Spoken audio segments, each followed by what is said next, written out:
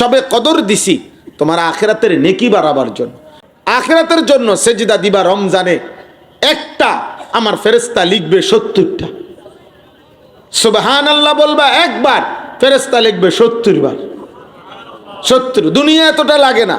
আপনারা যদি আল্লাহ বলতো দুনিয়াতে তোমরা যারা এতদিন 1 প্লেট ভাত খাইতা, রমজানে ভাত দিমু তোম করে 70 প্লেট, সবডি খাইবা, আপনি খাইবেন কেমনে? এতটি ভাত খাইবেন কেমনে? 70 প্লেট ভাত একবারে বসে খাবেন কিভাবে? এই জন্য দুনিয়ার জন্য না, দুনিয়ার জন্য না। আল্লাহ বলছে বান্দা আখিরাতের জন্য। তোমার আখিরাত অনেক লম্বা, আমি জানি বান্দা, এজন্য আমি বহুভাবে চাচ্ছি। জুমার দিন দিছি তোমার আখিরাতের নেকি বাড়াবার জন্য, সবে বরাত দিছি তোমার আখিরাতের নেকি বাড়াবার জন্য, সবে কদর দিছি তোমার আখিরাতের নেকি বাড়াবার জন্য, রমজান দিয়েছি তোমার আখিরাতের নেকি বাড়াবার জন্য, হজ্জের সুযোগ দিয়েছি তোমার আখিরাতের নেকি বাড়াবার জন্য, আল্লাহর রাস্তায় সাদাকা করতে বলছি তোমার আখিরাতের নেকি বাড়ার জন্য। দুনিয়ার ভাতের পরিমাণ বাড়াইবার লাগবে না, বিল্ডিং এর পরিমাণ না, এটুকু দুনিয়া আমি আল্লাহ বরাদ্দ করে লিখে কাগজ কলম সই স্বাক্ষর করে সিল টিল মাইরে দিছি। কাজেই দুনিয়া ঠিক যেটুক আসবে মাটির তলে আর চাঁদের দেশে যেখানেই থাকো তাই আসবে, রব্বুল আলামিন লিখে দিয়েছে যা, লিখে দিয়েছে যা। এক অফিসে চাকরি করেও, এক দেশে থাইকাও, এক স্ট্যান্ডে সিএনজি চালাইয়াও উপার্জন সমান হয় না। বোঝা গেল মানুষের ব্যক্তিগত একক চেষ্টায়, দুনিয়াবি কারো সিদ্ধান্তে মানুষের উপার্জনের পরিমাণ নির্ধারণ হয় না। নাই তো এই স্ট্যান্ডে 30 জন সিএনজি ড্রাইভার সিএনজি চালায়, কিন্তু দিন শেষে ইনকাম সমান হয় না কেন? একই বাজারের চা দোকানদার, কিন্তু বেচা কিনা সমান হয় না কেন? কেন বা বলেন? আমার পরিচিত আমাদের এলাকার 2 জন লোক 16 বছর বিদেশ করছে। একই গ্রামের একই বাড়ির পোলা, এক কোম্পানিতে চাকরি করছে, এক রুমে থাকতো বিদেশে, কিন্তু 16 বছরের ভিতরে একজনের বাড়ি ঘর জায়গা জমি অনেক কিছু হয়েছে, আরেকজন 16 বছর পরে তার বন্ধুর প্যান্ট হাওলাত কইরা শুধু কোনো রকম শরীরটা নিয়া আর প্যান্ট জামা আরেকজনের থেকে হাওলাত নিয়া তারপরে বাড়িতে আসছে। এমন হইল কেন? তাহলে মূলত ফয়সালা বিদেশে না, ফয়সালা আসমানে। ফয়সালা কোথায়? আসমানে ফয়সালা। 1 মার 2 ছেলে, 1 মার 3 ছেলে, মা 3 ফুতের লাগিয়ে দোয়া করছে, কলজা দিয়েই দোয়া করছে। 3 ফুতে মনে করেন ভালো ফুত, 3 জনে নামাজি, কিন্তু ইনকাম সমান হয় না কেন? ব্যবধান কেন? একজন কোটিপতি সন্তান, আরেকজন দিয়ে একেবারে দিন মজুর। মারফুতে তো এবড়া, এবড়াও তো একই মারফুত। তাহলে বোঝা গেল এটা মার হাতে না, কার হাতে? আল্লাহর হাতে, আল্লাহর হাতে। এই ছোট্ট কথাটা যদি আপনারা আপনাদের সন্তানদেরকে বুঝাইতেন ভালো হতো। আপনাদেরকে দুনিয়া বুঝায় দিছে, আপনাদেরকে ইউরোপ বুঝায় দিছে, আপনাদেরকে বেঈমান বুঝায় দিছে, আল্লাহ দ্রোহীরা বুঝায় দিছে। আপনার সন্তানকে দিন শিখাবেন না। আপনার সন্তান মুসলমান হোক, কিন্তু কোরআন শিখাবেন না, আল্লাহর দিন শিখাইয়েন না, কারণ তাহলে অভাবে পড়ে যাব, অভাবে পড়ে যাবে, খাইতে টাইতে কষ্ট পাইব, ভবিষ্যৎ অন্ধকার, ভবিষ্যৎ অন্ধকার। সমস্ত হুজুরদের বাড়িতে কোনো বিদ্যুৎও নাই, লাইটও নাই, ফ্যানও নাই, সুইচও নাই, কারণ এরা যে হুজুর, এই জন্য তারা আন্ধারের মধ্যে থাকে। আর সব জেনারেল পড়ুয়াদের বাড়ির মধ্যে সব লাইট জ্বলে। বুঝেন নাই কথাটা? অথচ এখনো আলহামদুলিল্লাহ কোনো ঝগড়া না, বরং বাস্তবতার নিরিখে পৃথিবীর যে কোনো বিবেকবান মানুষ যদি জরিপ করে ইনসাফের সাথে, তাহলে সুখ, শারীরিক শান্তি, মানসিক তৃপ্তি, স্ত্রী সন্তান নিয়ে ইজ্জত সম্মানের সাথে থাকা, এটা যদি বাংলাদেশের যেই কোনো জেলায় এখনো কেউ পরীক্ষা করে, তো নিঃসন্দেহে আল্লাহকে মানে যারা, দিন শিখছে যারা, কোরআন সুন্নাহ মানে যারা, আল্লাহ খুদা মানে যারা, নবী রসুলের অনুসরণ করে যারা, আল্লাহর কালাম পড়ে যারা, সেজদা নামাজ পড়ে যারা, তারা বাকিদের চাইতে সমস্ত ফাসেক, সুদখোর, কিস্তিখোর, লোনখোর, এই মদখোর, নেশাখোর দুনিয়া লুবি বেহায়া বেপর্দাদের চাইতে আল্লাহর কসম 1 কোটি গুণ বেশি বাংলাদেশে, পৃথিবীতে, মাটিতে, জমিনেও এখনো ইমানদাররাই সুখে বেশি আছে। আপনি চ্যালেঞ্জ করেন, প্রয়োজনে চলেন, আমনের লগে কেমনে পরীক্ষা করলে আমনে বুঝবেন, আমি আমনের লগে সময় দিমু অথবা আমার লোক দিমু, আইয়েন আমি দেখাবো। 1000 কোটি টাকার মালিক আমি দেখছি চোখের কান্না, অঝরে বাচ্চার মতো কাঁদে, দোয়া চায়। হ্যাঁ, সংসার, বউ একদিকে, জি একদিকে, ফুত একদিকে, গপ মারেন 18 কোটি টাকা, 30 কোটি টাকা, আর সুখ আসেনি বেটা, হেটা না কবি বেটা, শান্তি না বলবা বেটা, টাকা দেখাও কিত্তা, বিল্ডিং নেই সুখ কয়, কলিজার ভিতরে না সুখ থাকে, না ইটের মধ্যে সুখ, সুখ বুঝি ইটের মধ্যে, বালুর মধ্যে, সুখ বুঝি সিমেন্ট, বিল্ডিং এটা বিরাট কিছু, বিল্ডিং এর মধ্যে ছাগল ফালে না তো, কথা বলেন না, না বিল্ডিং, ইট বালু সিমেন্টের ঘর তৈরি, বিল্ডিং এ ছাগল ফালে কিনা, ফার্মের মুরগা ফালে কিনা, তো তাইলে এটা এত বিরাট কিছু হয়ে গেল। টাইলসের মধ্যে মানুষে ফেসাব করে না, তো টাইলস এটা একটা বিরাট কিছু, কথা বলেন। ইউরোপ আমেরিকার মধ্যে প্রাইভেট কার 80 লাখ টাকা দামের প্রাইভেট কার দিয়া ছাগলের ঘাস টানে, হেলিকপ্টার দিয়ে ইউরোপে সার দেয়, খেতে সার দেয়, হেলিকপ্টার দিয়ে সার দেয়। আমার একজন ঘনিষ্ঠ লোক আছে, উনি অস্ট্রেলিয়া থাকে, ওনারে আমি জিজ্ঞাসি আপনি কি করেন অস্ট্রেলিয়া, কয় যে হুজুর আমি হেলিকপ্টার দিয়ে সার দেই। এই দেহের চাকরি, মানে কোম্পানির প্রজেক্ট, সবজির এত বড়, এত 1000 একর, যেগুলো এমনি সার দেওয়ার সিস্টেম নাই, হেলিকপ্টার দিয়ে সার দেয়। আমরা বাংলাদেশে, এই জন্য আমি বলছি হেলিকপ্টার দিয়ে সার দিব কোন বছরে, এই 12 তারিখ নির্বাচনের পরে আপনাদের প্রত্যেকের বাড়িতে দেখবেন যেই নির্বাচিত একটা হেলিকপ্টার দিয়ে যাবো, দেখে আর অটো আর সিএনজি লাগতো না, দেখে যেই উন্নয়নের সম্ভাবনা দেখা দিছে। আরে সুবহানাল্লাহ, গফের ঠেলায়, হ্যাঁ মানে গপ যে মারে, গপ বুঝেননি, মানে অর্থাৎ প্রতিশ্রুতি আর কি, গপ একবারে চাঁদের দেশে, দেশে নিয়ে এসে বলবে এই দেশ চাঁদের দেশে নিয়ে যাইব, কথাটা আপনাদের এলাকার সমস্ত রাস্তা আপনাদের বাড়ির দিয়ে যাবো, বাড়ি সব রাস্তা নিয়ে ফুরমু। হ্যাঁ, আল্লাহ কোথায়, নামাজ কোথায়, হালাল হারাম কোথায়, পাক নাফাক কোথায়, সেজদা কোথায়, গোলামি কোথায়? এই লক্ষ লক্ষ কিশোর যুবক আল্লাহ চেনে না, নামাজ পড়ে না, দিন মানে না, সেজদা দেয় না।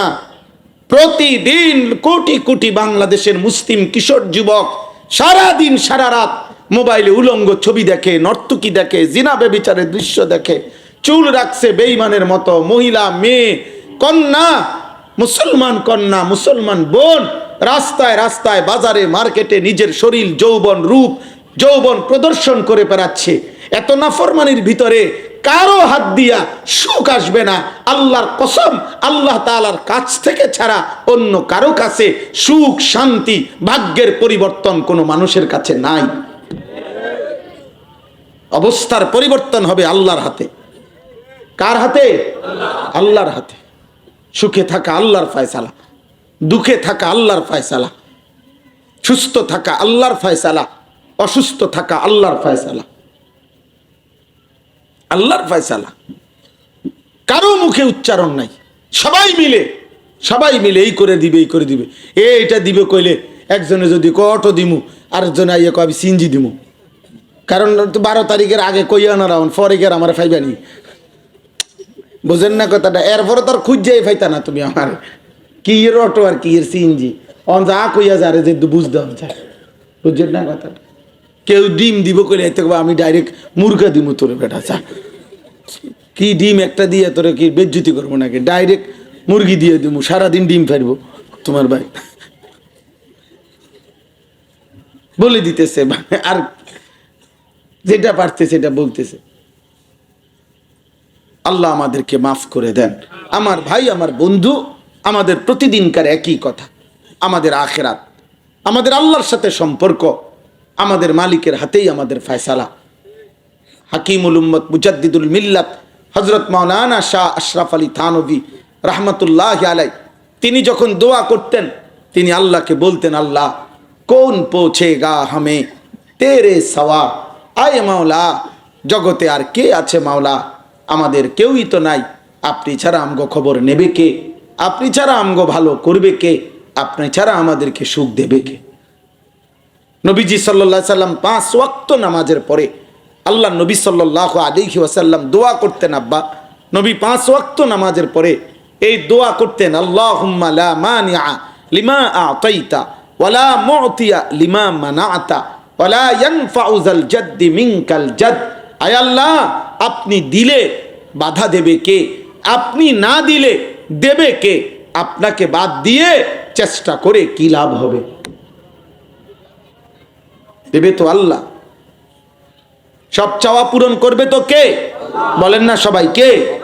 আল্লাহ। আল্লাহই তো সব চাওয়া পূরণ করবে।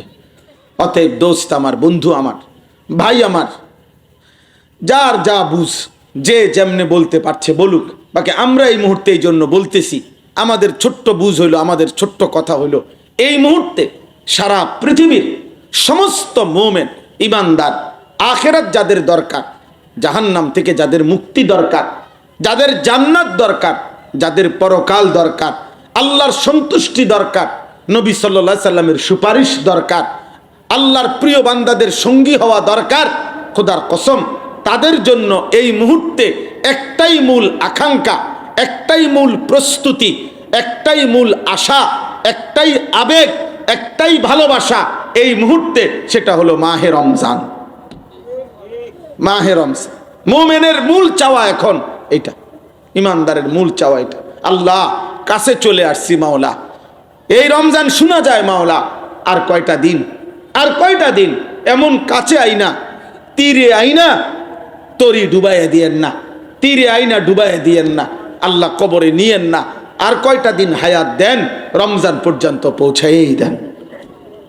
এটাই দোয়া, এটাই চাওয়া উচিত, এটাই চাওয়া উচিত। কারণ আমাদের আখিরাত মূল প্রত্যাশা, দুনিয়া কোনোভাবে চললেই হলো।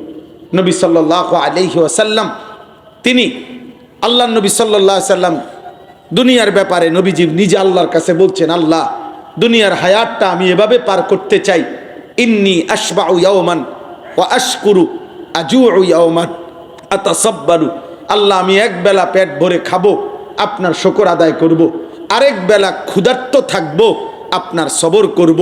আল্লাহ এই শুকরে আর সবরে, কৃতজ্ঞতা আর ধৈর্যে আমি আমার হায়াত পার করে আপনার কাছে যাব।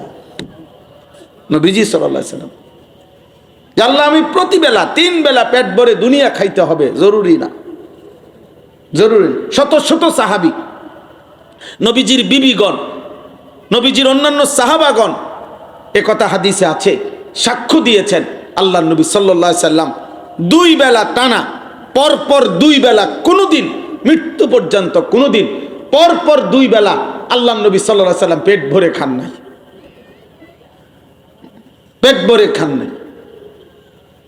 নবী সাল্লাল্লাহু আলাইহি ওয়াসাল্লাম বলছেন যে আল্লাহ তাআলা আমাকে বলছে, বন্ধু আপনি চাইলে উহুদ পাহাড়টা সম্পূর্ণ স্বর্ণ বানিয়ে আমি আপনার পিছনে চালিয়ে দেব, অর্থাৎ চাক্কার মতো এটা আপনার লগে থাকবো, যখন যা সম্পদ দুনিয়া আপনার দরকার আপনি এখান থেকে নেবেন আর ব্যবহার করবেন আর দিবেন। আল্লাহ নবী সাল্লাল্লাহু আলাইহি সাল্লাম বলছেন, না মাওলা, আমি এমন দুনিয়া চাই না, আমি আখিরাত চাই, আমি আখিরাত চাই। আল্লাহুম্মা লা আইশা ইল্লা আইশাল আখিরাহ, আল্লাহ দুনিয়ার আয়েশ চাচ্ছি না, আমি আখিরাত চাই, আখিরাত।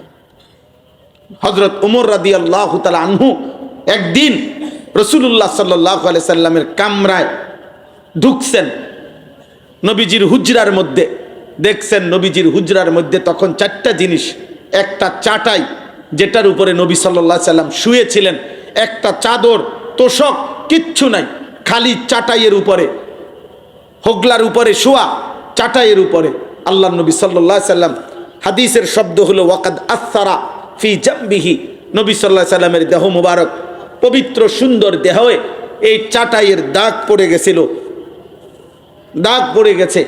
হযরত ওমর দেখছেন একটা বালিশ ছোট্ট খেজুরের ছাল দিয়ে বানানো নবীজির মাথায়, আর অল্প কয়টা ছাতু, যেটা আপনার আটা জবের চাইতেও নিম্নমানের, হ্যাঁ, সামান্য কিছু পাউডারের মতো, যেগুলা পানির মধ্যে গুলাইয়া খায়, এরকম ছাতু, আর একটা চামড়ার, মানে মুসল্লা হিসাবে নামাজ পড়ার জন্য একটা চামড়া ঝুলানো, এই চারটাই জিনিস, একটা চাটাই, একটা খেজুরের ছাল ভর্তি ছোট্ট বালিশ, কিছু ছাতু পানি দিয়ে গুল্লা খাওয়ার জন্য, আর একটা চামড়া ঝুলানো যেটা দিয়ে নামাজ আদায় করবে।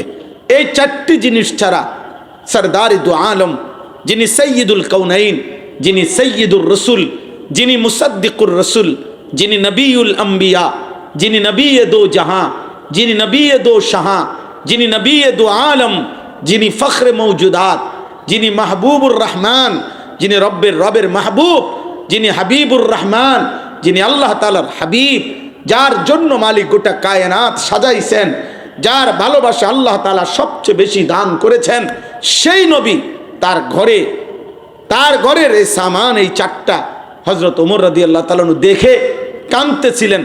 হযরত ওমর কাঁদতে কাঁদতে অজরে কাঁদতেছেন। আল্লাহর নবী সাল্লাল্লাহু আলাইহি ওয়াসাল্লাম বলছেন, ওমর তুমি কাঁদতেছো কেন? লিমা ইয়াবকিকা, কে তোমারে কাঁদাইলো, কেন কাঁদলো, কাঁদতেছো? হযরত ওমর বললেন, আপনি সাইয়্যিদুর রসুল, সফওয়াতুর রসুল, এই শব্দটা আছে হাদিসে, আপনি সমস্ত নবীদের খুলাসা, সারাংশ, সব নবীর যত গুণ, সমস্ত নবীর যত মুজিজা, সমস্ত নবীর যত সিফাত, আপনি রসুলের মাঝে একা সব গুণের সমাহার। আছে খুবা হামা দারন্দ তু তনহা দারি। আল্লামা ইকবাল বলছে, হে নবী, সোয়া লাখ নবীর যত মুজিজা, আপনি একা বন্ধু, সব মুজিজার সমষ্টি, আপনি একাই সব। সেই আপনি, আর আপনার ঘরের এই হালাত, একটা চাটাই দাগ পড়ে গেছে আপনার দেহে, একটা ছোট্ট বালিশ, কয়টা ছাতু পানি দিয়ে গুলে খাওয়ার জন্য, একটা চামড়ার ঝুলানো, এটুকুই। ওয়াল কিসরা ওয়াল কাইসার ইয়ালবাসুন আল হারির ওয়াদ দিবাজ, রোমের বাদশাহ, পারস্যের বাদশারা, তারা রেশমি পোশাক পরে, রেশমি বিছানার মধ্যে শোয়ে, তারা দামি দামি পৃথিবী ভোগ করছে, আর আপনার এই হালাত। আপনি আল্লাহর বন্ধু। তখন আল্লাহর নবী সাল্লাল্লাহু আলাইহি ওয়াসাল্লাম মুচকি হাসি দিয়ে নবীজি একটা কথা বলছে, আমা তারদা আন তাকুনা লানাল আখিরা ওয়া লাহুমুদ দুনিয়া। এই নবীজি বলছে, ওমর বলো তো, তুমি কি এই কথার উপরে খুশি হবে না যে আমরা আখিরাত থেকে নেব আর ওরা দুনিয়া থেকে নেবে? হাদিসের শব্দ হলো, ওমর চোখের পানি মুছে সাথে সাথে বলছেন, ওয়াল্লাহি ইন্নী লা রাদিন ইয়া রাসূলুল্লাহ, আল্লাহর কসম নবী, তাহলে আমি এতেই রাজি। ঠিক আছে নবী, দুনিয়া ওদের বেঈমানকে ছেড়ে দিলাম, দুনিয়া ফাসেককে ছেড়ে দিলাম, দুনিয়া মিথ্যাবাদীদেরকে ছেড়ে দিলাম, দুনিয়া সুদখোরদেরকে ছেড়ে দিলাম, দুনিয়া ঘুষখোরদেরকে ছেড়ে দিলাম, দুনিয়া জুলুমবাজদেরকে ছেড়ে দিলাম, দুনিয়া নাফরমানদেরকে ছেড়ে দিলাম, আমরা আখিরাত থেকে নেব। মুমিন কোত্থেকে নেবে বলেন না? মুমিন কোত্থেকে নেবে বলেন? সবাই বলেন, মুমিন কোত্থেকে নেবে? ইমানদার কোত্থেকে নেবে? সেজদাওয়ালা কোত্থেকে নেবে? আখিরাত থেকে। আখিরাত থেকে নেবে, আখিরাত থেকে, আখিরাত থেকে নেবে।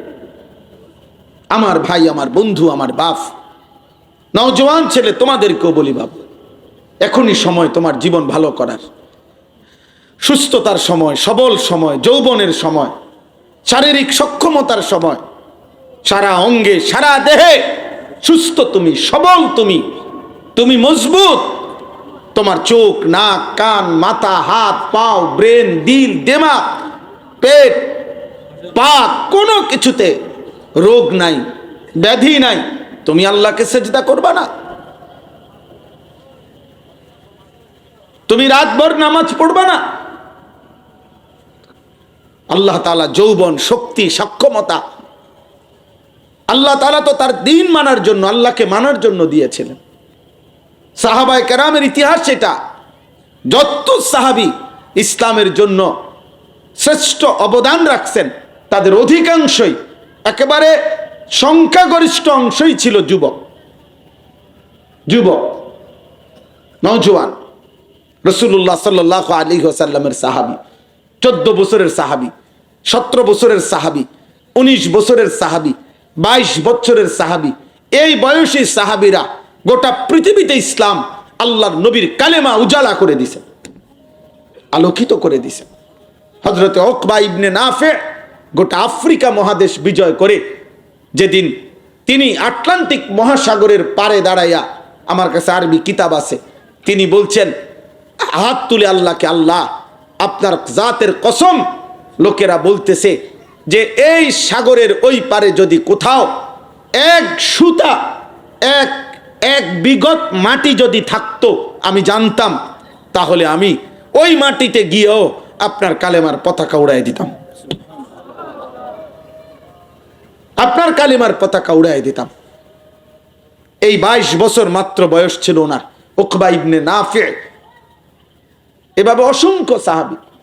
আরে আমাদের আজকের এই ভারতীয় উপমহাদেশ ইসলামের এই সব কিছুর যিনি মূল সূত্র শুরু করেছিলেন, আরব থেকে এক উমাইয়া সেনাপতি, যিনি এই সিন্ধু প্রদেশ হিন্দুস্তানের প্রথম মুসলমানদের বিজয়ের পতাকা যিনি উড়াইছিলেন, সর্বপ্রথম যেই যুবক, যেই সেনাপতি, সেই আরব থেকে এসে হিন্দুস্তানের সিন্ধু প্রদেশে তিনি ছিলেন মাত্র 17 বছর বয়সী এক যুবক, মুহাম্মদ ইবনে কাসেম রহমতুল্লাহ আলাইহি। 17 বছরের যুবক, এক বোন, একটি মাত্র মেয়ে, মুসলিম রমণী মেয়ে কন্যা চিঠি লিখছিল হাজ্জাজ ইবনে ইউসুফের কাছে। একটি বোনের সম্ভ্রম, একটি বোনের ইজ্জত রক্ষার্থে আরবের বিশাল বড় বাহিনী নিয়ে যুদ্ধ করে ওই বোন এবং বোনের পরিবার সবাইকে উদ্ধারও করছেন এবং কালেমার পতাকা উড়াইছেন, ইসলামের বিজয় নিশানা উড়াইছেন। আজ আপনারা চোখের সামনে আপনাদের ছেলেগুলো সারা দিন মোবাইল টিপে, ওমা বাপে কি করে, মা কি করে, অভিভাবক কি করে, বাবা মার চোখের সামনে দেখে ছেলেটার চুল বেঈমানের মতো, মুশরিকের মতো, এবারে মাতেও না। এই বেটা এই নাফরমানের জন্য 365 দিনে খোদার 1 বছরে বাপ মার ঘরে ঘুমাইয়া এই মানুষ নামের, এই সন্তান নামের এই পশু একদিনও ফজরের নামাজ পড়ে না। বাপ নামের এই লোকটা এই নাফরমানের জন্য বিল্ডিং করে, এর জন্য উনি টাকা পয়সা কামাই করে, উনি সংসার করে। আপনি বুঝেন না? আপনি ঘোড়ার ঘাস কাটেন, আপনি বুঝেন না মিয়া? আপনি এই নাফরমান আপনার দুনিয়া কি উপকার করবে, আপনার আখেরাত কি উপকার করবে, যে আল্লাহকে একটা সেজদা দেয় না? আপনি বুঝেন না? আপনার 14 বছরের মেয়ে, 16 বছরের মেয়ে, 18 বছরের মেয়ে বেপর্দা চলে, প্রতিদিন রাস্তার পুরুষ তাকে দেখে বেহায়া বেপর্দা।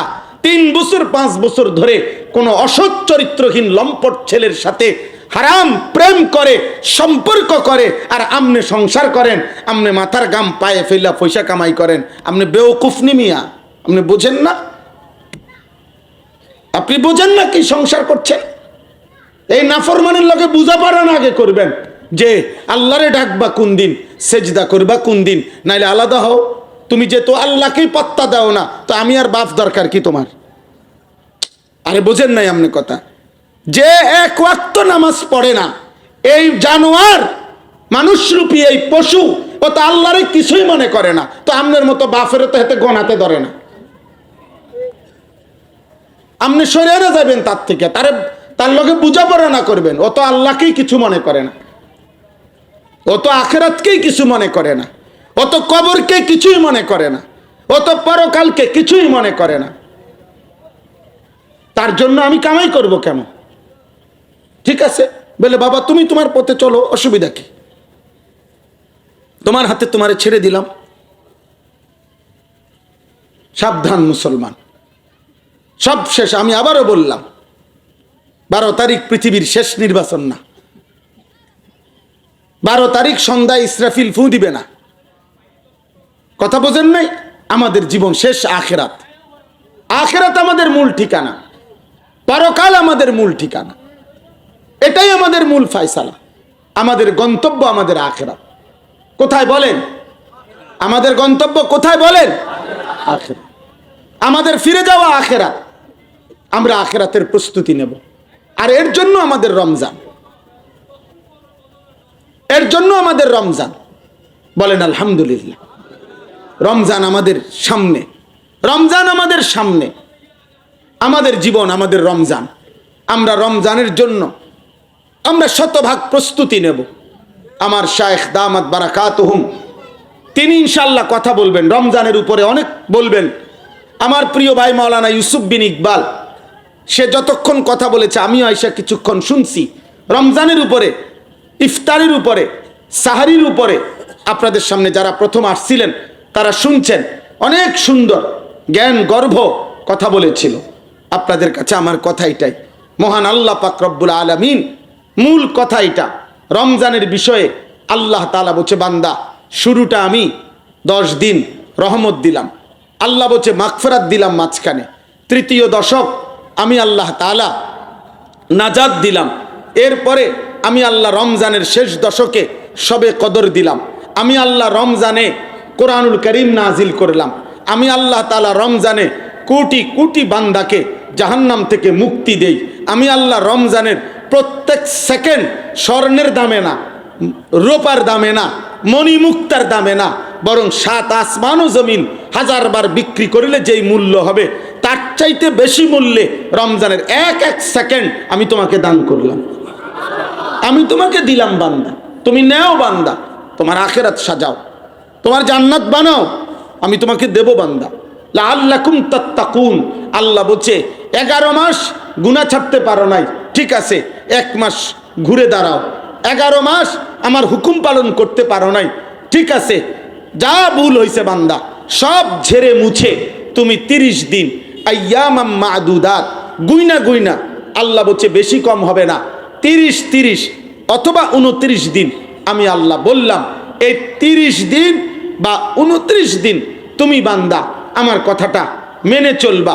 31 দিন লাগবে না, 32 দিন লাগবে না, আমি আল্লাহ তোমাকে আমি বললাম গোনা 30 দিন অথবা 29 দিন সেজদা দিবা, তুমি রোজা রাখবা, গুনাহ ছেড়ে দিবা, একটা মিথ্যাও বলবা না, কোনো অবৈধ উপার্জন করবা না, স্ত্রীকে বেপর্দা বাজারে ছেড়ে দিবা না, ছেলে মেয়েগুলোকে বেনামাজি রাইখো না, হারাম উপার্জন কুস্তি থেকে হেফাজত করো, চোখ নারী থেকে হেফাজত করো, অশ্লীলতার ছবি দেখো না, উলঙ্গ দৃশ্য দেখো না, নাটক সিনেমা দেখো না, আমি আল্লাহকে ডাকো, সেজদা করো, তেলাওয়াত করো, ইফতারের আগে দোয়া করো, রাত গভীরে সাহারির টাইমে 2-4 রাকাত তাহাজ্জুদ পড়ে চোখের এক ফোঁটা পানি ফেলে আমার কাছে কাঁদো, শবে কদর আসলে শবে কদরের বেজর রাত্রিগুলোতে রাত্রি জেগে জাগো, মসজিদে এতেকাফ করার চেষ্টা করো, দান সাদাকা করো, ইফতার সাহারিতে দোয়া কান্নাকাটি করো, এমনে এমনে 30টা দিন গুইনা যদি আমার হুকুমের উপরে চলো,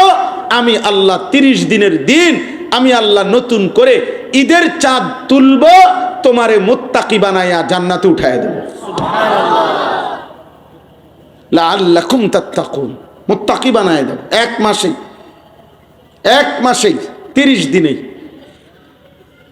তাইলে আল্লাহ তাআলা মূলত, আমি এই শুরুর কথাতে আবার শেষ করে দেব এখনই, মানে মূল কথা এটা, আল্লাহ আমাদেরকে জান্নাত দিতে চায়।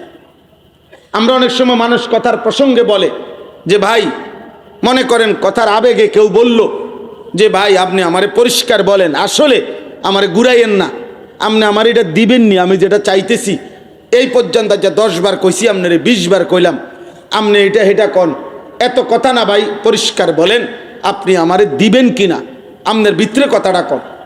তো ওই লোক বলল হ ভাই, আমার ভিতরের কথা হলে আমি আপনারে দিমু। তো আল্লাহকে যদি কোনো বান্দা জিজ্ঞাসা করে, মোমেন আল্লাহ আপনি আমারে পরিষ্কার বলেন মাওলা, যে আসলে আপনি আমারে মাফ করবেননি, আপনি আমারে জান্নাত দিবেননি, খোদার কসম আল্লাহ তাআলা বলবে, বান্দা সত্যি বিশ্বাস করো তুমি বান্দা, আমি আমার প্রত্যেকটা বান্দাকে মূলত দিল থেকে আমি চাই মাফ করে দিতে, জান্নাত দিতে। আমি আল্লাহ একটা বান্দাকেও জাহান্নাম দিতে চাই না, আমি জাহান্নাম দিতে চাই না, আমি মাফ করতে মূলত চাই, আমি চাই মূলত মাফ করতে, আমার চাওয়া মূলত মাফ করা, এটা হলো মূল। এই জন্য আল্লাহ বলেন, একবার শবে বরাত দিলাম, যাও মাফ নাও, শবে কদর দিলাম, মাফ নাও, রমজানের প্রত্যেকটা ঘন্টা মিনিট দিলাম, মাফ নাও, শুরুতে রহমত নাও, মাঝখানে মাগফিরাত নাও, শেষে নাজাত নাও, বৃহস্পতিবার দিবাগত রাত মানে জুমার রাত একদিন ইবাদত করে মাফ নাও, সোমবারের রোজা রাখো, মাফ নাও। বৃহস্পতিবারে রোজা রাখো, মাফ নাও। জিলহজ মাসে রোজা রাখো, মাফ নাও। আশুরাতে রোজা রাখো, মাফ নাও। আরাফাতের ময়দানে হজ্জের সফরে যাও, মাফ নাও।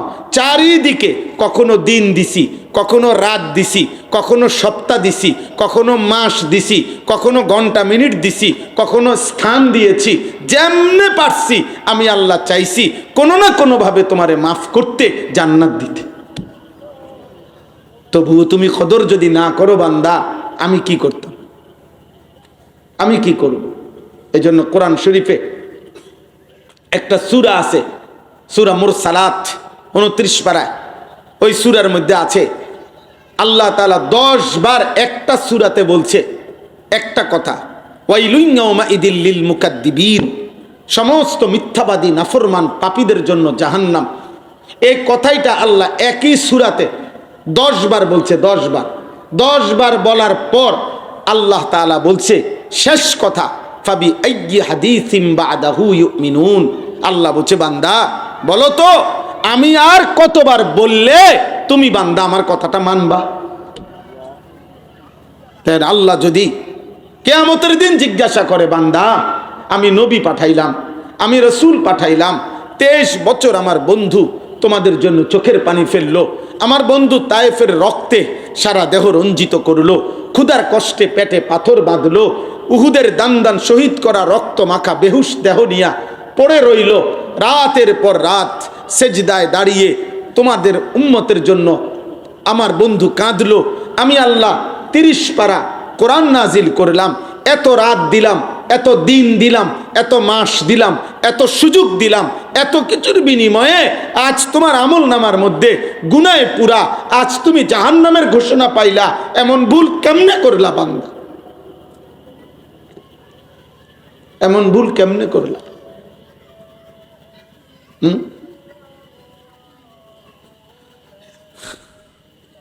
আমি একবার এয়ারপোর্টে, আরো আগে দিল্লি গেছিলাম, ইন্ডিয়া, তখন আমি চিনি না, তখন আমি যিনি আমাকে রিসিভ করবে উনি এয়ারপোর্টের অনেক বাহিরে থাকবে। তো আমি জিজ্ঞাসা করছি যে আমি চিনমুনি বাইরিয়া বিমান থেকে নাইমা। তখন উনি বলছে যে বিমান থেকে নাইমা আপনি যখন হাঁটা শুরু করবেন তখন এটা একটু পর পর এইভাবেই সিগন্যাল দেওয়া আছে, লেখা আছে, এরো চিহ্ন দেওয়া আছে, সব আছে, যে আপনি ইচ্ছা করলেও ভুল করতেন, চাইলে ভুল করতে পারতেন না। মানে এটা অটোমেটিকলি আপনারা আমার কাছে নিয়ে আইব, অন্যদিকে যাইতে না পারতেন না, আপনি সিস্টেমে নাই। কথাটা বোঝেন নাই আপনি? তো আল্লাহ পাক রব্বুল আলামিন বলতেছে বান্দা আমি এতটাই স্পষ্ট বলেছি, এতটা পরিষ্কার কোরআন নাজিল করলাম, আমার রসুলকে দিয়ে বলাইলাম, কোন হিসাবে কি কারণে ভুল করলাম? পথ হারাইলা কেন? পথ হারাইবার তো কথা না বান্দা।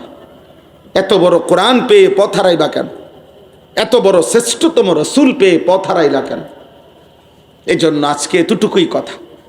আমার এই কথা মনে রাখবেন, 4টা কথা আমি বলি, শেষ কথা। আল্লাহ যার রব, নবী মুহাম্মদ সাল্লাল্লাহু আলাইহি ওয়াসাল্লাম যার রসুল, কোরআন যার কিতাব, ইসলাম যার ধর্ম, খোদার কসম সে পথ হারাইবার কথা না। এমন 4টি নিয়ামত যার কাছে আছে, যাকে এই 4টি নিয়ামত আল্লাহ যাকে দিছে, হায় হায় সে পথ হারাবে কেন? সে পথ হারাবে কেন? কিসের অভাবে জাহান্নামী হলাম? কিসের অভাবে আল্লাহ চিনলাম না? কিসের অভাবে সেজদা করলাম? কিসের অভাবে? এই পৃথিবীর এত মানুষের চাক্ষুষ নমুনা এতবার আমরা দেখলাম যে জালেম, পাপী, অবাধ্য, নাফরমান পৃথিবীতে ঘৃণিত। আরে যুবক ছেলেরা, তোদেরকে বলি রে আব্বা, তোদের চোখের সামনে কি একটাবার দেখো নাই? কতবার দেখছো যে মদখোর, নেশাখোর, গাঁজাখোর, চরিত্রহীন, নারী লুবি, জিনা ব্যভিচার করে, অসৎ জায়গায় আড্ডা দেয়, অশ্লীলতা বেহায়াপনা করে। এই মানুষ প্রত্যেক যুগে, প্রত্যেক সমাজে ঘৃণিত হয়, ধিক্কৃত হয়, লাঞ্ছিত হয়, অপমানিত হয়। এত কিছু দেখার পরেও তোর বিবেকের মধ্যে একটাবারও মনে পড়লো না যে তুমি এরপরও নারী দেখো, উলঙ্গ ছবি দেখো, অশ্লীল দৃশ্য দেখো, এক ওয়াক্ত নামাজের সেজদা দাও না, শুধু দুনিয়া ভোগ করা, এটাই জীবনের মাকসাদ। খাইলাম, ঘুমাইলাম, পেশাব করলাম, পায়খানা করলাম, লজ্জাস্থানের চাহিদা পূরণ করলাম, এতটুকুই জীবন? বলো ভাই, যারা দাঁড়িয়ে আছো তোমরাও শোনো, তোমরাও শোনো, একটা একটা ছেলে শোনো, বলো আব্বা, জীবন মানে এতটুকুই? খাইলাম, ঘুমাইলাম, নারী দেখলাম, ছবি দেখলাম, লজ্জাস্থানের চাহিদা পূরণ করলাম। আল্লাহ কোথায়? রসুল কোথায়? সেজদা কোথায়? সুন্নাত কোথায়? দিন কোথায়? শরীয়ত কোথায়? হালাল হারাম কোথায়? মাকেও দেখো, বোনকেও দেখো, আবার মোবাইলের নর্তকীও দেখো, উলঙ্গ ছবিও দেখো, নিজের স্ত্রীকেও দেখো, আবার মোবাইলের নর্তকীও দেখো। ছি ছি ছি, হালাল হারামের কোনো পার্থক্য থাকবে না মোমেনের? হ্যাঁ, কষ্ট উপার্জিত টাকাও নেন, সুদের টাকাও নেন, কিস্তির টাকাও নেন, মদও খান, মধুও খান, গালিও দেন, সালামও দেন। এটা কথা হইল? হালাল হারামের পার্থক্য কোথায়? মোমেন তো পার্থক্য থাকতে হবে, ইমানদারের তো হালাল হারামের পার্থক্য থাকতে হবে।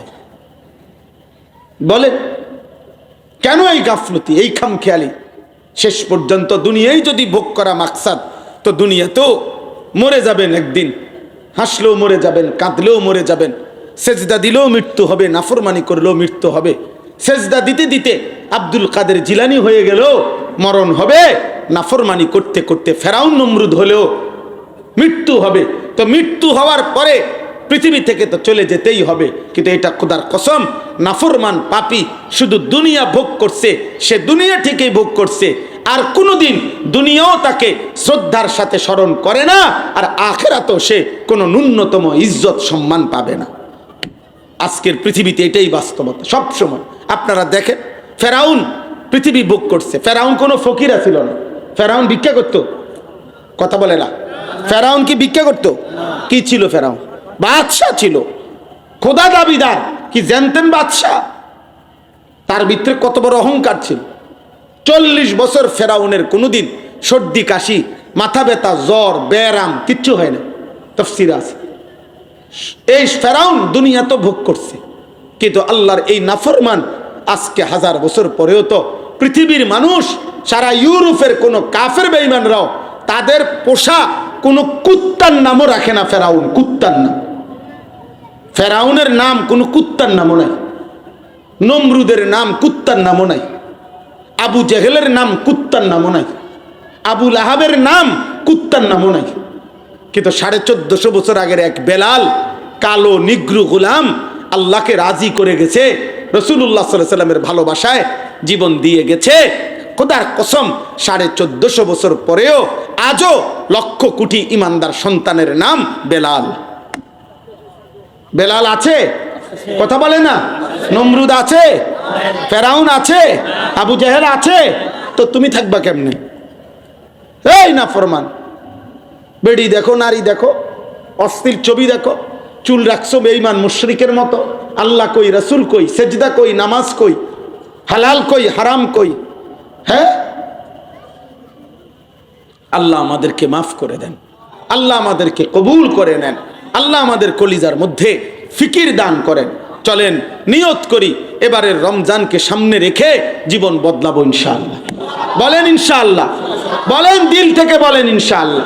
যুবক ভাই, প্রত্যেকে তোমার পিছনের জীবন ছাড়ো আব্বা, পৃথিবী তোমারে মনে রাখবে না রে বাপ, আল্লাহও চিনবে না রে আব্বা। কিয়ামতের দিন আল্লাহ বলবেন, ফাযুকু বিমা নাসিতুম লিকা ইয়াউমিকুম হাদা ইন্না নাসিনাকুম। আল্লাহ বলবে বান্দা, নাফরমান বান্দাকে, কোরআনের আয়াত, আল্লাহ হাসরের দিন বলবে বান্দা, সেদিন দুনিয়ায় থাকতে আজকের আখেরাতকে তুমি ভুলে গিয়েছিলে, আজ আখেরাতে আমি আল্লাহ তোমাকে ভুলে গেলাম। কোরআনুল কারীমে আল্লাহ বলেছেন, কাযালিকা আতাতকা আয়াতুনা ফানাসিতাহা ফাকাযালিকাল ইয়াউমা তুনসা। কিয়ামতের দিন আল্লাহ বলবে বান্দা, দুনিয়াতে আমার বিধান, আমার কোরআন, আমার হুকুম আহকাম আমি আল্লাহ তোমার কাছে বারবার পৌঁছাইছিলাম, তুমি সেদিন আমার কথা দুনিয়াতে ভুলে গিয়েছিলে, আজ আখেরাতে আমি আল্লাহ আমার পক্ষ থেকে তোমাকে ভুলে গেলাম। যাও, তোমার অন্য কোনো আব্বা থাকলে তোমার বাপরে ডাইকে আনো, আজকে তোমারে বাঁচাই দেখে, তোমার বাবারে আনো, তোমার নেতা, তোমার কর্মী, তোমার দল, তোমার ক্ষমতা, তোমার বিল্ডিং, তোমার জিফুত, তোমার বংশ, তোমার ক্ষমতা আনো। সম্ভব? আল্লাহর মোকাবেলায় সম্ভব? আল্লাহ আমাদেরকে নিজেদের জীবন সুন্দর করার তৌফিক দান করেন। এই তালিমুল ইসলাম মাদ্রাসা আল্লাহ তাআলা কবুল করেন। আমাদের প্রিয় ভাই ফারুক ভাই, ফারুক ভাইয়ের বারবার পেরেশানিতে আমরাও আসি। আলহামদুলিল্লাহ আস্তে আস্তে এখন আপনাদের অনেকের সাথে আমাদের পরিচয় আছে। আল্লাহ তাআলা সকলকে ভালো রাখেন, কবুল করেন, ঈমান ইসলামের উপরে রাখেন। প্রতিটা কিশোর, যুবক, নওজোয়ান আব্বা সুস্থ সবল বয়সে, তুমি যৌবন, তোমার বেশি বোঝা উচিত বুড়া মানুষের চাইতে, কারণ তুমি সবল, তুমি সুস্থ। অতএব তুমি তোমার হায়াতের কদর করো, নিজের কদর করো, চরিত্রহীন হইও না, নষ্ট হইও না, নারী ছবি অস্থির দৃশ্য দেখো না, কাফের মুশরিকের মতো চুল, চেহারা, লিবাস, পোশাক, আচরণ বানায়ও না আব্বা। আল্লাহকে ভালোবাসো, নবী সাল্লাল্লাহু আলাইহি সাল্লামকে অনুসরণের মাধ্যমে, সুন্নাত পালনের মাধ্যমে ভালোবাসো। আল্লাহ তৌফিক দেন। আলহামদুলিল্লাহ মাদ্রাসা প্রায় 600-র মতো ছাত্র ছাত্রী এই মাদ্রাসায় পড়ালেখা করছে। আজকে আইসা দেখলাম মসজিদের কাজ শুরু হয়েছে। আল্লাহ তাআলা এলাকার সমস্ত মানুষের দিল মাদ্রাসার সাথে মদিনার আনসারদের মতো বানায় দেন। আপনাদের যাদের সন্তান এখানে পড়ে, আল্লাহ তাআলা প্রতিটা ছেলে মেয়েকে মুত্তাকি, আরেফ, রব্বানি, আল্লাহ ভীরু, আখিরাতের ফিকিরওয়ালা বানায় দেন। আরো বাচ্চাদেরকে আল্লাহ দ্বীন শিখার তৌফিক দেন। মাদ্রাসার তামাম জরুরত আল্লাহ পূরণ করে দেন। ইনশাআল্লাহ আজকেও 15 জন বাচ্চা পাগড়ি নেবে। আমার শায়েখ আরিফ বিল্লাহ হাকিমুন নফস আল্লামা মুফতি মুশতাকুন নবী কাসেমি শায়েখ ইনশাআল্লাহ পাগড়ি দেবেন। দোয়া করবেন, আমার জন্য দোয়া করবেন, আমিও আপনাদের জন্য দোয়া করি। রমজানকে সামনে রেখে আমাদের জীবন যেন পরিবর্তন হয়, আল্লাহ আমাদেরকে তৌফিক দান করেন। আমিন। সুবহানাল্লাহি ওয়া বিহামদিহি, সুবহানাকাল্লাহুম্মা বিহামদিকা।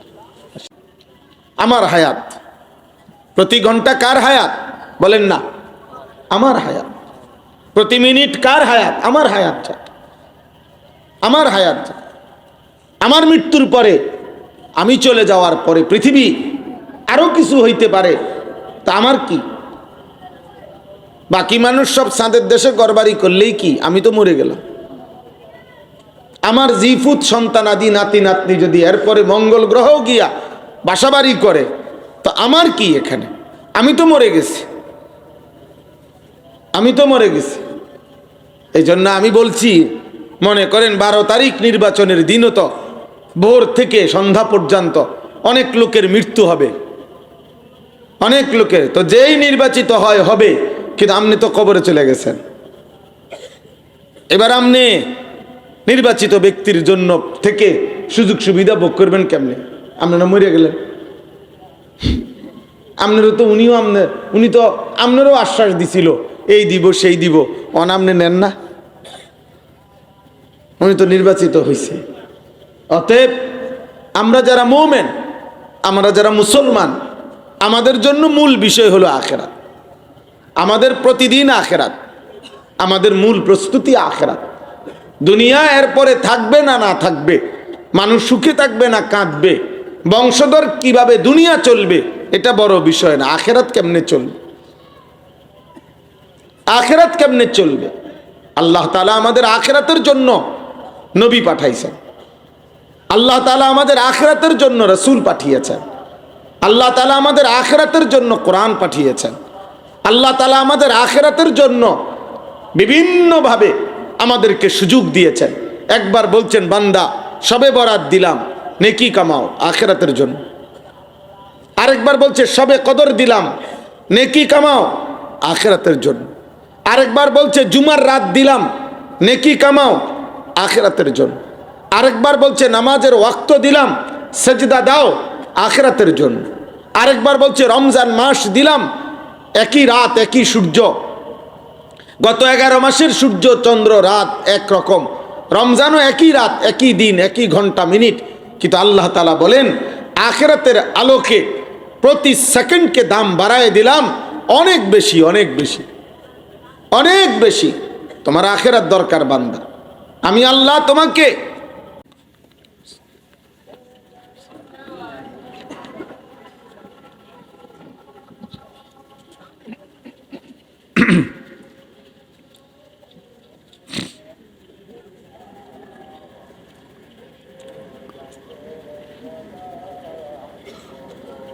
আসসালামু আলাইকুম ওয়া রাহমাতুল্লাহি ওয়া বারাকাতুহু।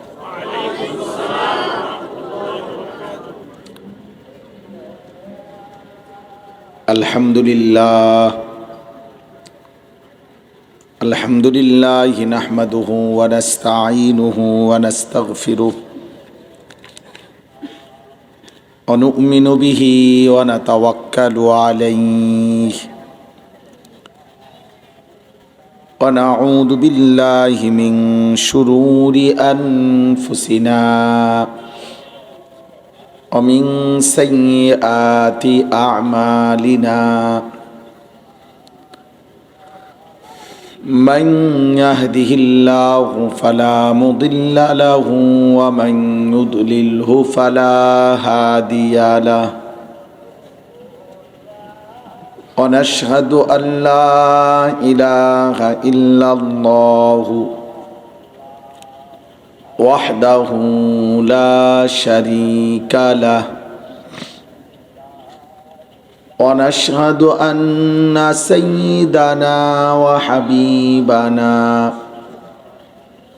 ومولانا محمدا عبده ورسوله أما بعد فأعوذ بالله من الشيطان الرجيم بسم الله الرحمن الرحيم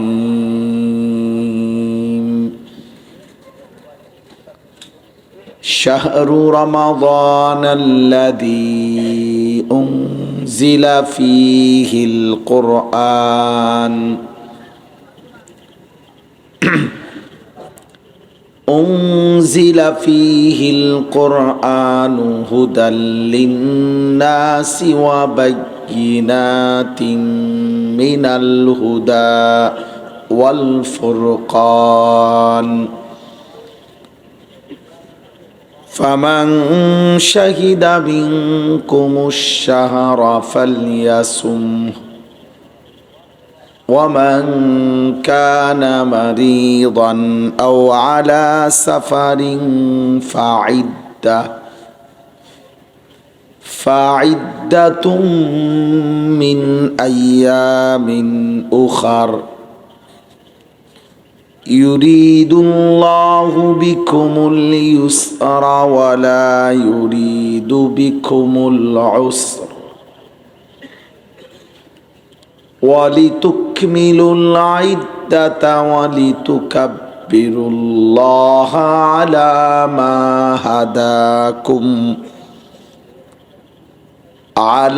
ما هداكم ولعلكم تشكرون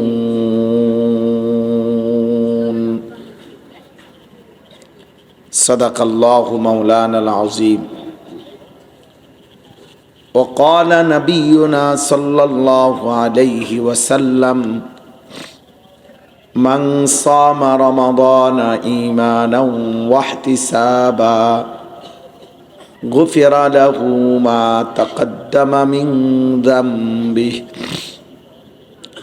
ومن قام رمضان إيمانا واحتسابا غفر له ما تقدم من ذنبه ومن قام ليلة القدر إيمانا واحتسابا غفر له ما تقدم من ذنبه اللهم صل على محمد وعلى آل محمد كما صليت على إبراهيم وعلى آل إبراهيم إنك حميد مجيد اللهم بارك على محمد وعلى آل محمد كما باركت على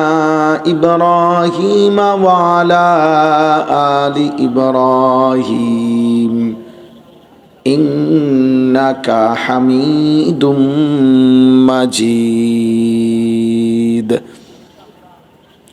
সুবহানাকা লা ইলমা লানা ইল্লা মা আল্লামতানা ইন্নাকা আনতাল আলিমুল হাকীম।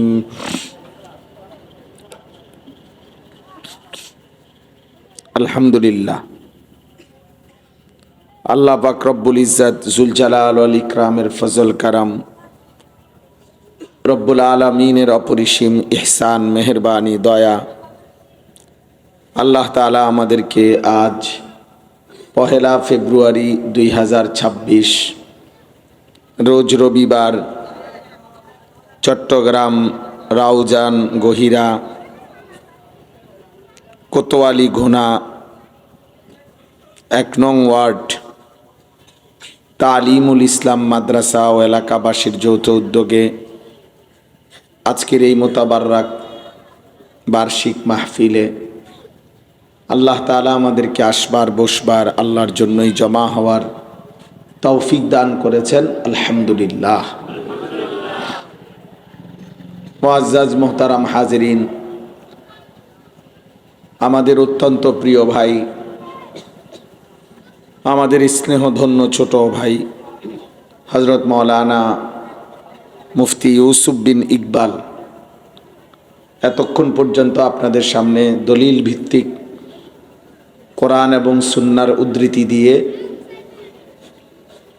অত্যন্ত চমৎকার জ্ঞান গর্ভ কথা বলেছেন। আল্লাহ তাআলা তার জবানে ইলমে আরো বরকত দান করেন। একটা বিষয় মনে রাখবেন যে নুসুস অর্থাৎ দলিল ভিত্তিক কোরআন সুন্নাহ থেকে কথা বলা শোনা, এর মধ্যে মানসিক তৃপ্তি বেশি, মানসিক প্রশান্তি বেশি। কারণ কোরআনুল করিম এবং রাসূলুল্লাহ সাল্লাল্লাহু আলাইহি ওয়াসাল্লামের সুন্নাহ এটা আমাদের হেদায়েতের জন্য আল্লাহ তাআলার পক্ষ থেকে। অতএব একজন মুমিনের জন্য এটা অনেক বড় সৌভাগ্য, সে আল্লাহর কোরআন, রাসূলুল্লাহ সাল্লাল্লাহু আলাইহি সাল্লামের হাদিস সুন্নাহ পড়ে, জানে, বুঝে, মানতে চেষ্টা করে। কোরআনুল কারীমের মধ্যে আল্লাহ তাআলা বলছেন, ওমান ইউতিইল্লাহ ওয়ার রাসূল ফাউলাইকাল্লাযীনা আনআমাল্লাহু আলাইহিম মিনান নাবিয়্যিনা ওয়াস সিদ্দীকিন ওয়াশ শুহাদাই ওয়াস সালিহিন ওয়া হাসুনা উলাইকা রফিকা। যে ব্যক্তি আল্লাহ এবং তার রাসূলের আনুগত্য করবে, আল্লাহ এবং তার রাসূলের কথার অনুসরণ করবে, আল্লাহ তাআলা বলছে কিয়ামতের দিন তাদেরকে আল্লাহ তাআলার নিয়ামত প্রাপ্ত বান্দাদের সাথে উঠানো হবে। সেই নিয়ামত প্রাপ্ত বান্দা কারা? সমস্ত নবীগণ, 2 নম্বরে সমস্ত সিদ্দিকগণ, হযরতে আবু বকর সিদ্দিকের মতো মাকাম যাদের, সমস্ত শহীদগণ এবং সমস্ত আল্লাহর প্রিয় বান্দা আউলিয়াগণ, সালিহিনগণ, এদের সাথে যুগে যুগে যারাই আল্লাহ এবং তার রাসূলের আনুগত্য করবে তাদেরকেও এই মানুষদের সাথেই হাসরের ময়দানে উঠানো হবে।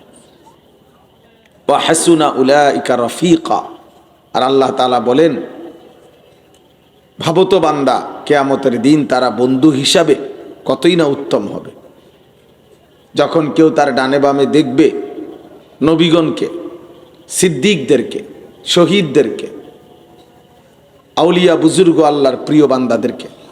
ভাইয়া এখানে বসে বসে মোবাইল টিপবেন না কেউ, দয়া করে। কারো যদি মোবাইলের কোনো কাজ থাকে চলে গেলে ভালো হয়, উঠে গেলে ভালো, নয়তো আমি উঠাইয়া দেব। এই প্যান্ডেল, সামিয়ানা, মাইক আমনে বসে বসে মোবাইল টিপার জন্য বানানো হয় না। যার মোবাইল টিপা দরকার আপনি দয়া করে অন্য জায়গায় যান, খামখেয়ালি করবেন না কেউ, সাবধান। ধৈর্য না কুলাইলে চলে গেলে ভালো। আল্লাহর কথা দিল দিয়া না শুনলে, মনোযোগ দিয়া না শুনলে বরকত হয় না, ফায়দা হয় না। এই এমনি শুনাই হয়, ওই বইয়ে বইয়ে জিমাইবেন, ও আজও শুনবেন, এই শেষ পর্যন্ত ফলাফল দেখবেন জুরানি। নতিজা আরজালের তাবে হয়। আরবি ভাষায় বলে ফলাফল নিকৃষ্টতার অনুগামী হয়। অর্থাৎ মনে করেন একটা পানির ট্যাঙ্কিতে 500 লিটার পানি, তো এটার মধ্যে যদি 499 লিটার পবিত্র পানি রাখা হয়, মোটর দিয়ে উঠাইলো, আর 1 লিটার যদি পেশাব দেওয়া হয়, তো পুরা পানিটা কি পাক না না পাক? এই ফলাফল হচ্ছে কিসের আলোকে? নিকৃষ্টর আলোকে, নিকৃষ্টতার আলোকে। এরকম যেই কোনো কিছুতে, এটার আরবিতে বলে নতিজা আরজালের তাবে হয়, অর্থাৎ ফলাফল নিকৃষ্টতার আলোকে হয়। এজন্য সৎ আর অসতের মিশ্রণ, ভালো আর মন্দের মিশ্রণ, ফলাফল মন্দ আসে, ফলাফল মন্দটা আসে। এই জন্য ওই বুট আর ওয়াজ, ফলাফল আসবে বুট। বাদাম এবং ওয়াজ, মানে বাদাম খাইতে খাইতে ওয়াজ শুনছে, ফলাফল আসবে যে বাদামে খাইছে, ওয়াজ আর কিছু বুঝছে না। মোবাইল এবং ওয়াজ দুইটা মিল্লা, মনে করেন মোবাইল টিপসে ওয়াজ শুনছে, হঠাৎ যদি হুজুর মনে করেন গরম হয়ে গেছে, তো একটু তাকাইছে, আরে কি ধরে কারবার, হুজুর সেটটা লাইলো, বুঝেন নাই? হঠাৎ কেউ একখান দিয়ে স্লোগান দিয়ে উঠছে, তো 3-4 জনে দৌড় দিয়ে আইছে, আরে আরে খাইছে খাইছে, মনে বিরাট কারবার হয়ে যেতেছে, তাড়াতাড়ি দেখে আই কি শুরু হইল, আবার চলে গেছে। এই যে খামখেয়ালি, এই গাফেল মানুষ, এতে করে ফলাফল ওই গাফলতটাই আসে। অনেক মুসল্লিদের মধ্যে আছে, দেখবেন মসজিদে জুমার নামাজের বয়ান শুনে বয়স্ক লোক, মাঝ বয়সী, একেবারে ইমাম সাহেবের ওয়াজ শুরু হয়, ওনার জুরানি শুরু, এর হঠাৎ মাথা লাড়া দেয় আর নিচের দিকে। এই মানুষগুলো আজীবন এমনই থাকে, ইবাদতে, আমলে, আখেরাতের প্রেরণায় জজবা কম, গুনাহ ছাড়ার হিম্মত কম হয়, কারণ ওই তো শুনে নাই, বুঝে নাই, ওনার মধ্যে প্রেরণা আসবে কোত্থেকে?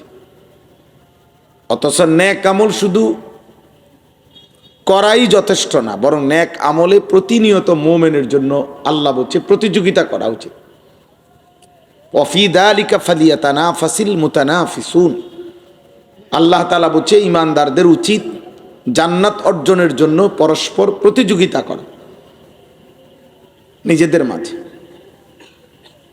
ফাস্তাবিকুল খায়রাত, আল্লাহ তাআলা বলছে তোমরা কল্যাণ অর্জনের জন্য প্রতিযোগিতা করো। প্রতিযোগিতা মানে এগিয়ে যাওয়ার চেষ্টা, অন্যকে পিছনে ফেলে সামনে যাওয়ার চেষ্টা, এটা আল্লাহ তাআলা উৎসাহিত করেছেন।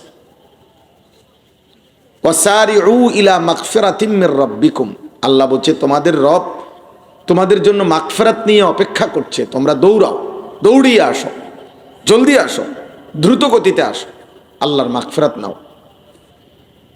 আল্লাহ তাআলা কোরআনুল কারীমের মধ্যে বলছে, জুমার নামাজে যখন আজান হয়, ফাসআউ ইলা যিকরিল্লাহ, তৎক্ষণাৎ দ্রুত গতিতে মসজিদের দিকে ছোটো, 1 মিনিট আর দেরি করো। ওয়াজারুল বাই'a, যাবতীয় ব্যবসা বেচা কেনা, উপার্জন, আয় রোজগারের সব কাজ বন্ধ করে দাও, জলদি ছোট মসজিদে। ফাসআউ, এই তার মানে এগিয়ে যাওয়া, আগে বাড়া। উলাইকা ইউসারিউনা ফিল খায়রাত ওয়া হুম লাহা সাবিকুন, আল্লাহ বলেন আমার প্রিয় বান্দারা খায়রাত, কল্যাণ অর্জনের জন্য ইউসারিউনা, দ্রুত গতিতে মেহনত করছে, এমনকি তারা জান্নাতের কাছে পৌঁছেই গেছে, এইরকম উৎসাহ দিচ্ছেন আল্লাহ। নবীজি সাল্লাল্লাহু আলাইহি ওয়াসাল্লাম বলছেন, বাদিরু বিল আমাল, তোমরা নেক আমলগুলো দ্রুত করো। ফিতানান, তোমাদের উপরে বড় থেকে বড় ফিতনা, মুসিবত, পেরেশানি আসবার আগে আগে তোমাদের উপরে ফিতনা আসবে, মুসিবত আসবে, পেরেশানি আসবে, ঝামেলা আসবে, ইমানের পরীক্ষা হবে, বিভিন্ন রকমের পেরেশানি আসবে। এর আগে আগেই যখন যেটুকু সুস্থ আছো, সুযোগ আছে, জলদি জলদি আমল করো, যখনই অবসর দ্রুত আমল করো। আবার যদি সুযোগ না পাও, আল্লাহ নবী সাল্লাল্লাহু আলাইহি ওয়াসাল্লাম বলছেন, বৃদ্ধকাল আসার আগে আগেই যৌবনকালকে কদর করো আমলের মাধ্যমে। দারিদ্রতা আসার আগে আগে সচ্ছলতা, এখন টাকা পয়সা আছে, এখনই বেশি বেশি আখিরাতের নেকি কামাও, সাদাকা করো, যাকাত দাও, হজ করো, উমরা করো, আল্লাহর পথে খরচ করো। এখন আছে, আবার অভাব চলে আসবে। সিহাতাকা কাবলা সাকমিক, অসুস্থতা আসার আগে আগে সুস্থতার সময়টাকে জলদি জলদি গনিমত করো, আখিরাতের পুঁজি বাড়াও। ফারাগাকা কাবলা শুগলিক, ব্যস্ততা আসার আগে আগে অবসর সময়টাকে কদর করো, মানে আমল বাড়াও। হায়াতাকা কাবলা মৌতিক, মৃত্যু আসার আগে আগে হায়াতটাকে কদর করো, গনিমত মনে করো। এই তার মানে আল্লাহ নবী সাল্লাল্লাহু আলাইহি সাল্লাম এগিয়ে যাওয়ার উৎসাহ দিয়েছেন, আরো করো, আরো করো, বেশি করো। যখন যেটুকু সময় আছে আখিরাত বাড়াও, আখিরাত লম্বা, আখিরাত লম্বা, তার জন্য নেকি বাড়াও। নবী সাল্লাল্লাহু আলাইহি ওয়াসাল্লাম এমন অনেক হাদিস আছে, এমন আমল আছে, যে আমল, যেমন একটা আমল আছে যে লা ইলাহা ইল্লাল্লাহ ওয়াহদাহু লা শারীকা লাহ লাহুল মুলকু ওয়া লাহুল হামদু ওয়া হুয়া আলা কুল্লি শাইইন কাদির।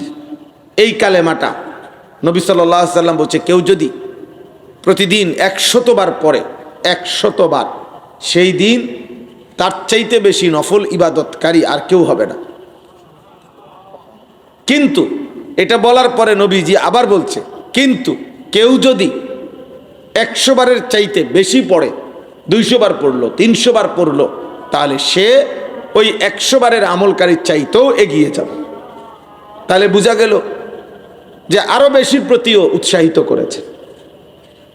এজন্য বেশি থেকে বেশি রাসূলুল্লাহ সাল্লাল্লাহু আলাইহি ওয়াসাল্লাম আমলের উৎসাহিত করেছেন, আল্লাহ তাআলা কোরআনুল কারীমে উৎসাহিত করেছেন এবং বলছেন, কদর করো, হায়াতের কদর, রাতের কদর করো, দিনের কদর করো, সুস্থতার কদর করো, অবসরের কদর করো, সচ্ছলতার কদর করো। একদিন থাকবে না এগুলা। নি'মাতানে মাগবুনুন ফীহিমা কাসীরুম মিনান নাস আস-সিহহাতু ওয়াল ফারাগ।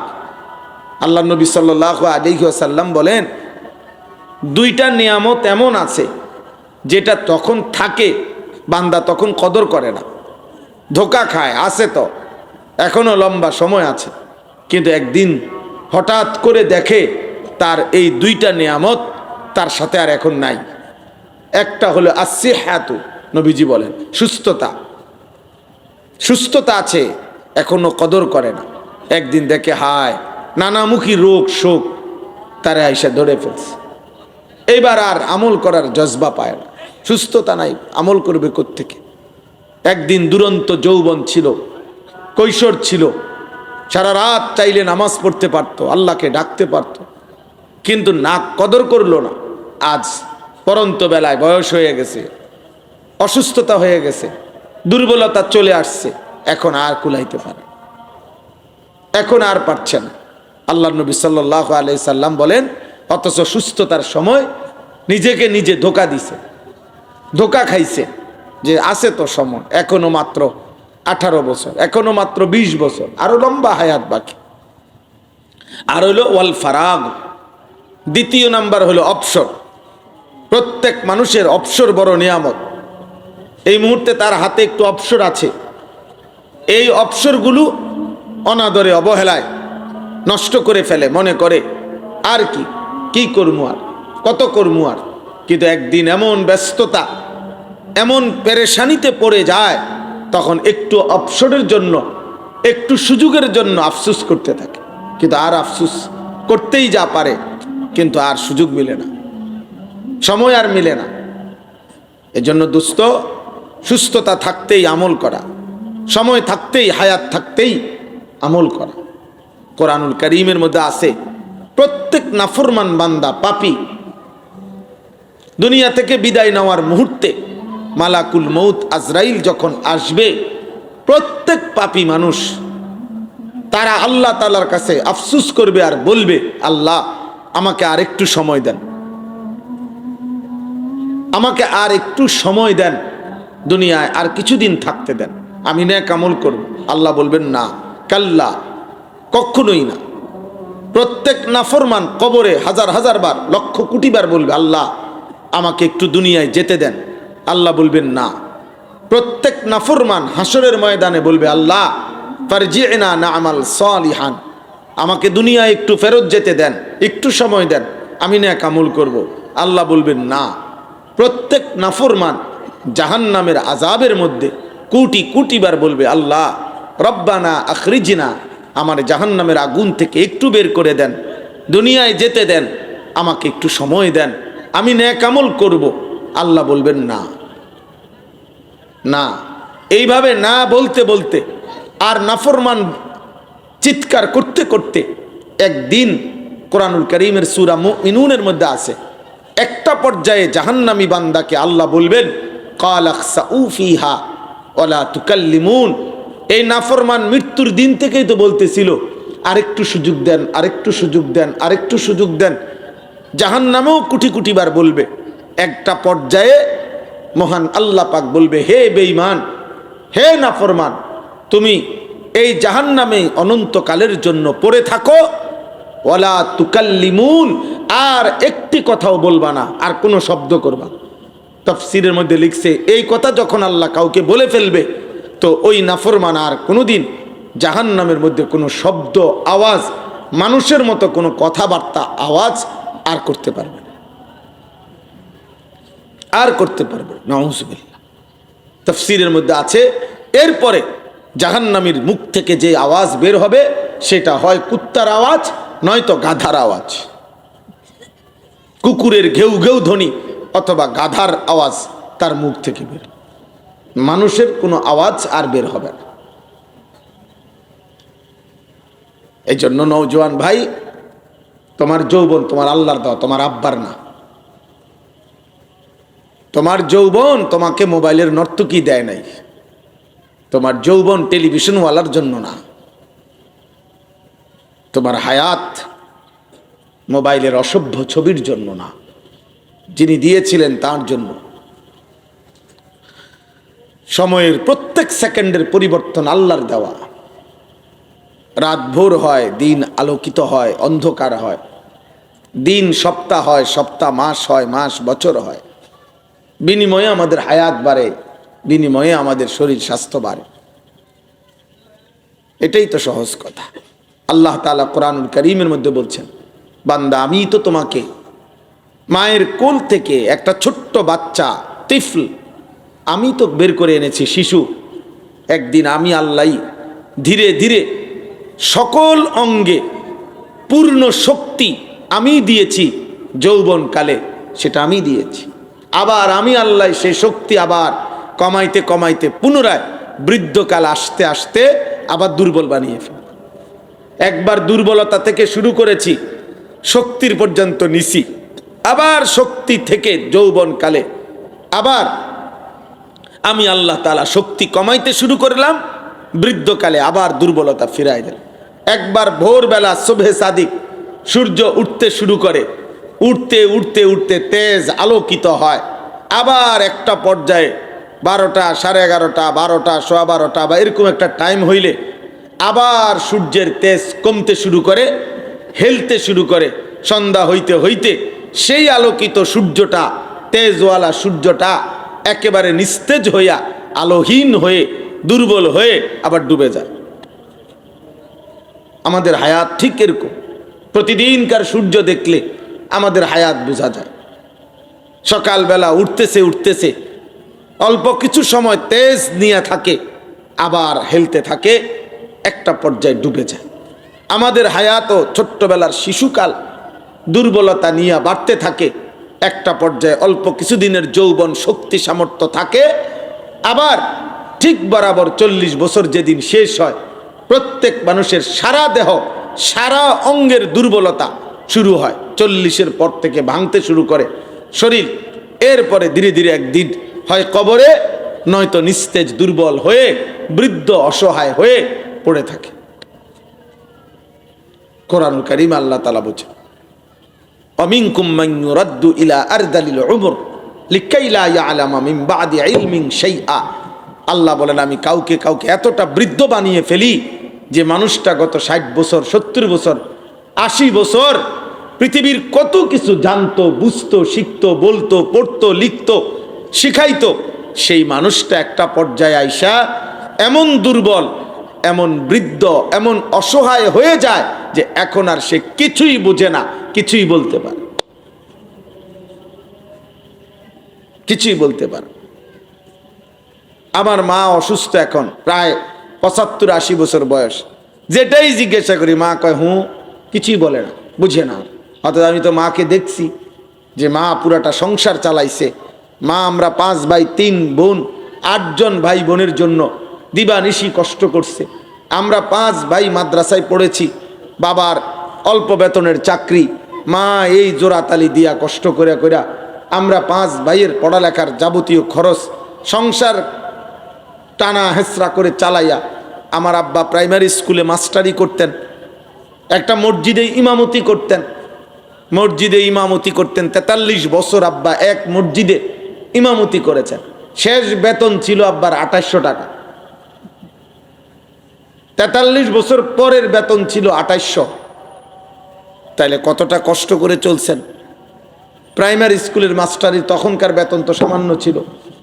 তো এইটুকু টাকা দিয়ে মিলাইয়া কষ্ট করে মা বহুত, মা বলছে জীবনে কোনোদিন আমি তখনকার দিনের কাপড় 110 টাকা 130 টাকা দামের কাপড়, মায় বলতো ভূত আমি কোনোদিনও দামি কোনো কাপড় পরি নাই।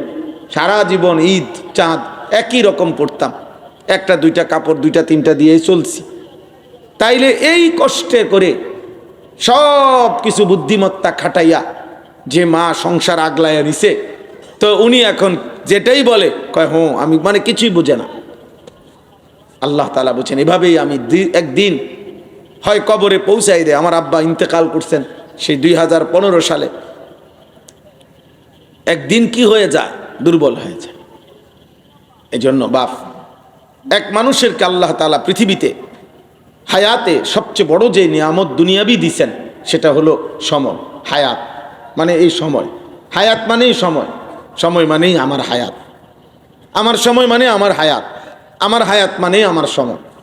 এই জন্য বুড়া মানুষ বলে না আর বেশি দিন সময় নাই, মানে আর বেশি দিন হায়াত নাই। আমগো আর সেই সময় নাই, ফুত নাতি এখন তোমরার জীবন, আমগো আর সেই সময় নাই, মানে আমগো আর ওই হায়াত নাই। হায়াতেই সময়, সময়ই হায়াত। অ্যাক্সিডেন্ট করছে মারাত্মক, মুমূর্ষ, এবার ওই ব্যক্তি বলে দোয়া করেন আমার আর সময় বেশি নাই, মানে আমার আর হায়াত নাই। তাহলে মানুষ হায়াতকেই সময় বুঝায়, সময় দিয়েই কি বুঝায়, হায়াত বুঝায়। বুঝেন নাই? প্রচলন এমন না।